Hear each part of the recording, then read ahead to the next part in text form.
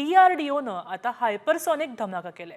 स्क्रॅमजेट इंजिनची यशस्वी चाचणी केली आहे। हैदराबाद केंद्रावर 1000 सेकंदात चाचणी पूर्ण झाली। स्क्रॅमजेट इंजिन आता पूर्ण प्रमाणात उड्डाणासाठी सज्ज झालंय। ही चाचणी DRDOच्या अत्याधुनिक प्रगत केंद्रात घेण्यात आली आहे आणि त्यामुळे DRDOनं हायपरसॉनिक शस्त्र तंत्रज्ञानात एक मोठा टप्पा आता गाठलेला आहे। यापूर्वी जानेवारी 2025 मध्ये या इंजिनाची 120 सेकंदांची एक यशस्वी चाचणी सुद्धा घेण्यात आली होती।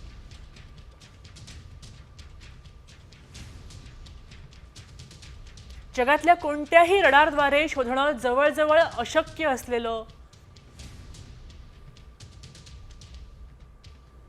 जगातली कोणतीही क्षेपणास्त्र संरक्षण प्रणाली मारा करू शकत नाहीत।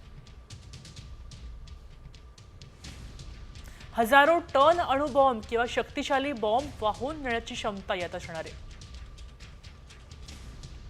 हवेत मार्ग बदलण्याच्या क्षमतेमुळे अचूक लक्ष्यभेद शक्य होणार आहे। हायपरसॉनिक क्षेपणास्त्रे वेगामुळे अधिक विध्वंसक असतात।